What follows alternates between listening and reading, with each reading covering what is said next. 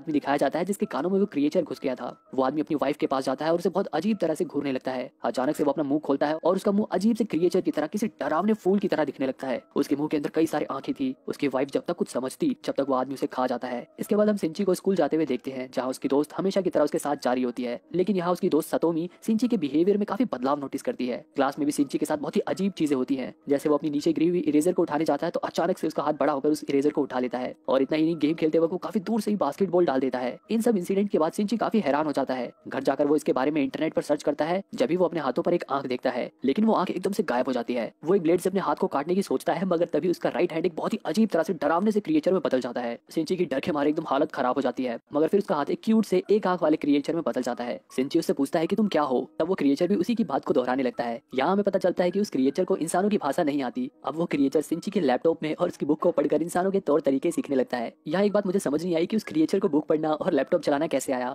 खैर, fantasy movie में अगर लॉजिक को ढूंढेंगे तो मूवी का मजा खराब हो जाएगा। अब हमें यहाँ पता चलता है कि उस पैरासाइट का मकसद सिंची की बॉडी में घुसकर उसके ब्रेन पर कब्जा करना था, ताकि वो उसकी बॉडी को कंट्रोल कर सके। लेकिन ईयरफोन लगे होने की वजह से वो उसके शरीर में नहीं घुस पाता, और जब वो उसके हाथ में भी घुसता है तब सिंची केबल से अपना हाथ बांध लेता है। इसलिए वो क्रिएचर उसके शरीर में नहीं घुस पाया और सिर्फ उसके हाथ पर ही अपना कब्जा करके कंट्रोल कर पाया। अब सिंची क्रिएचर से कहता है कि मैं तुम्हें काट कर अलग कर दूंगा। यहाँ वो क्रिएचर कहता है कि ऐसे मैं तो मर जाऊंगा, लेकिन तुम भी अपना हाथ खो दोगे। वो क्रिएचर सिंची को अपना नाम मिगी बताता है और सिंची को बताता है कि वो उसे कोई भी नुकसान नहीं पहुंचाएगा, क्योंकि उसे उसी की बॉडी में रहना है। आगे हम देखते हैं कि मिगी अब इंसानों की तरह बोलना सीख गया है, लेकिन वो सिंची के जरिए इंसानों और इंसानों की दुनिया के बारे में और भी जानने की कोशिश करता है। मिगी सिंची के स्कूल में हो रहे मार्शल आर्ट को सिर्फ देखकर ही सीख लेता है। अब धीरे धीरे सिंची और मिगी के बीच में कनेक्शन बन जाता है। दोनों एक दूसरे के साथ घुल मिल जाते हैं, एक दूसरे के अच्छे दोस्त बन जाते हैं। दूसरी तरफ हम देखते हैं कि इस शहर में जिन जिन लोगों के शरीर में पैरासाइट घुस गए थे, वो अजीब तरह के क्रिएचर में बदलकर अपना आतंक फैला रहे थे। वो क्रिएचर बाकी नॉर्मल लोगों को खाने लगते हैं।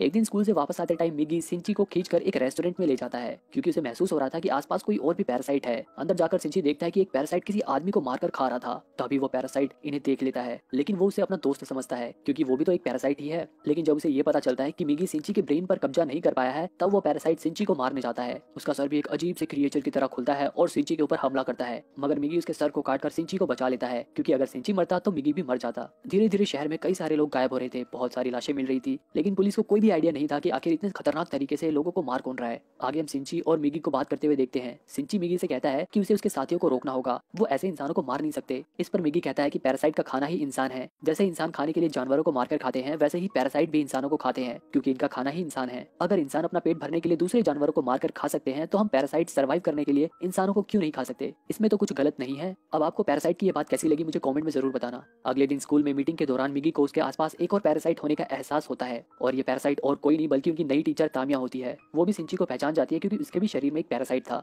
स्कूल के बाद सिंची उनसे मिलने जाता है, जहाँ वो उसे कहती है कि मुझसे डरने की कोई जरूरत नहीं है, मैं बस यहाँ पर इंसानों के रहन सहन के ऊपर स्टडी कर रही हूँ। इसके बाद वो उसे दो और लोगों से मिलवाती है जिनके अंदर पैरासाइट थे, जिनमें से एक स्कूल का स्टूडेंट था जिसका नाम सिमादा था, और दूसरा एक पुलिस ऑफिसर था जिसका नाम मिस्टर ए है। वो सिंची को बताते हैं कि ये लोग एक नेटवर्क बनाकर इंसानों पर स्टडी कर रहे हैं। वो एक्सपेरिमेंट के तौर पर मिस्टर ए के बच्चे की मां बनने वाली है। वो बताती है कि उन दोनों के पैरासाइट होने के बावजूद उनका बच्चा एकदम नॉर्मल इंसान है। अगर वो चाहे तो यहाँ इंसान बनकर छुप कर रह सकते हैं, बस उन्हें जिंदा रहने के लिए इंसानों को खाना होगा। वो मिगी को भी अपने नेटवर्क में शामिल होने को कहती है, लेकिन मिगी इनकार कर देता है। वहां से जाते टाइम मिगी सिंची को मिस्टर ए से थोड़ा अलर्ट रहने को कहता है, क्योंकि मिस्टर ए को ये पता चल गया था कि रेस्टोरेंट में जो पैरासाइट था उसे इन्हीं लोगों ने मारा था। एक दिन स्कूल से आते टाइम सिंची मिस्टर ए से टकराता है। मिगी सिंची को उसे बिना नजरें मिलाए चुपचाप वहां से चलने को कहता है, लेकिन मिस्टर ए के इरादे कुछ ठीक नहीं लग रहे थे। तभी अचानक मिस्टर ए का मुंह भी एक क्रिएचर की तरह खुलता है और उनके ऊपर हमला कर देता है। लेकिन मिगी भी कम नहीं था, वो उनसे डटकर सामना करता है। मिगी के इशारे पर सिंची मिस्टर ए के पेट में एक रोड घुसा देता है और मिस्टर ए मारा जाता है, क्योंकि मिस्टर ए को तो ये मालूम नहीं था कि मिगी सिर्फ सिंची के हाथों पर ही कंट्रोल कर पाया है और सिंची का दिमाग अभी भी उसके कंट्रोल में है। अब सिंची घर जाता है और उसे काफी गिल्टी फील हो रहा था, क्योंकि उसने खून कर दिया था। लेकिन उधर हम देखते हैं कि मिस्टर ए अभी पूरी तरह से मरा नहीं था। उसके अंदर का पैरासाइट वहां से गुजर रहे एक और इंसान की बॉडी में घुस जाता है, और ये इंसान और कोई नहीं बल्कि सिंची की मॉम थी। कुछ देर बाद मिगी सिंची को फिर से उठाता है और उसे कहता है कि कोई और भी पैरासाइट हमारे पास आ रहा है और ये बहुत ही ज्यादा खतरनाक है। सिंची नीचे जाकर देखता है तो गेट से उसकी माँ अंदर आते हुए दिखाई देती है, जिनकी बॉडी पर अब पैरासाइट ने कब्जा कर लिया था। मिगी सिंची से कहता है कि अब उनके पास और कोई चारा नहीं है, उसे अपनी माँ को मारना ही होगा, नहीं तो वो इन्हें मार डालेगी। लेकिन सिंची ऐसा करने से मना कर देता है। जब भी उसकी माँ का सर भी एक अजीब तरह के क्रिएचर की तरह खुलता है और सिंची के ऊपर हमला कर देता है, जिससे सिंची की छाती में बहुत ही गहरी चोट लगती है। इसके बाद वो यहाँ से चली जाती है। अगले दिन हम देखते हैं कि सिंची एकदम सही सलामत था, जैसे उसे कुछ हुआ ही नहीं था। वो ठीक हुआ क्योंकि मिगी ने अपने सेल से सिंची के हार्ट में हुए छेद को भर दिया था। अब सिंची का सिर्फ एक ही मकसद था, अपनी माँ को ढूंढकर मिस्टर ए के पैरासाइट को खत्म करना। सिंची अपनी माँ को काफी ढूंढता है, लेकिन उनका ठिकाना उसे नहीं मिलता।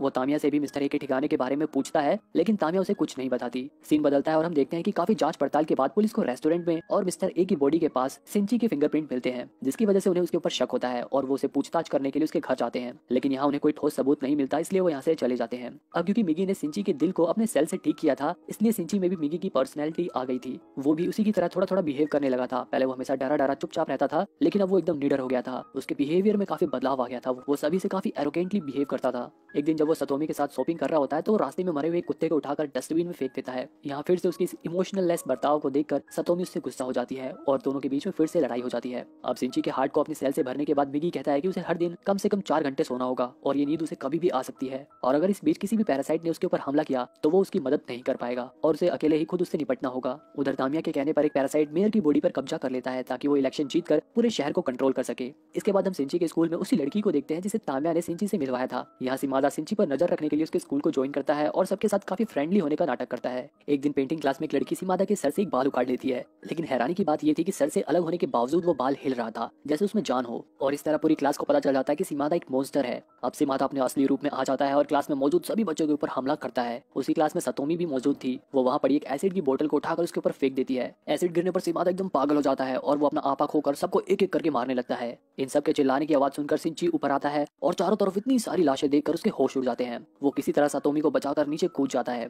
तामिया भी आकर देखती है कि सिमादा एकदम बेकाबू हो गया है और इन पैरासाइट्स का राज सबके सामने खुल ना जाए, इसलिए वो उसे मारने के लिए उसके ऊपर एक एक्सप्लोजिव फेंक देती है। लेकिन एक्सप्लोजिव फटने के बावजूद भी सिमादा जिंदा रहता है और वो स्कूल की छत की तरफ बढ़ता है। पुलिस भी वहां आकर उसके ऊपर गोलियां चलाती है, मगर सिमादा उन्हें भी एक एक करके मार डालता है। इधर सिंची को पता चलता है कि सिमादा स्कूल की छत की तरफ बढ़ रहा है। इसके बाद सिंची भी उसके सामने वाली बिल्डिंग की छत पर चढ़ जाता है और मिगी को एक धनुष बनाकर सिमादा के ऊपर एक रोड से हमला करता है। तीर की तरह वो रोड सिमादा के शरीर से आर पार हो जाती है, जिससे उसकी मौत हो जाती है। इसके बाद तामिया सिंची से मिलती है और कहती है कि उसे कुछ दिन के लिए अंडरग्राउंड होना पड़ेगा क्योंकि उसकी डिलीवरी का समय नजदीक आ गया है। यहाँ वो जाते जाते मिस्टर ए का एड्रेस सिंची को दे जाती है क्योंकि मिस्टर ए ने उसकी माँ को अपना होस्ट बना लिया था और उस पर कब्जा कर लिया था, और अब तामिया भी एक माँ बनने वाली थी, इसलिए उसके दुख को, उसके दर्द को समझ सकती थी। अब एड्रेस लेकर सिंची सीधे मिस्टर ए के ठिकाने पर जाता है। वहाँ मिस्टर ए अभी भी उसकी माँ की बॉडी में था। यहाँ एहन मौके पर मिगी को नींद आ जाती है, मगर सोने से पहले वो अपने आप को एक हथियार में बदल देता है। अब यहाँ सिंची और मिस्टर ए के बीच में बहुत ही भयानक लड़ाई होती है। हालांकि मिस्टर ए सिंची के ऊपर भारी पड़ रहा था, मगर किसी तरह थोड़ी देर के लिए सिंची की माँ अपनी बॉडी को कंट्रोल कर लेती है और मौका पाकर सिंची उनका सर धड़ से अलग कर देता है और उन्हें मारकर वो मिस्टर ए के पैरासाइट को भी खत्म कर देता है। दूसरी तरफ हम देखते हैं कि जिस मेयर के शरीर में पैरासाइट ने कब्जा कर लिया था, वो मेयर अब इलेक्शन जीत जाता है और अब वो पूरे शहर को कंट्रोल कर सकता था। जिस डिटेक्टिव ने इस केस की जांच पड़ताल करी थी, उन्हें एक स्पेशल टीम का बुलावा आता है और केस की फाइलें उन्हें देने को कहा जाता है। यहाँ इन सभी पैरासाइट्स को मारने के लिए एक मिशन की शुरुआत करी जाती है जिसका नाम था ह्यूमन लाइफ प्रोटेक्शन।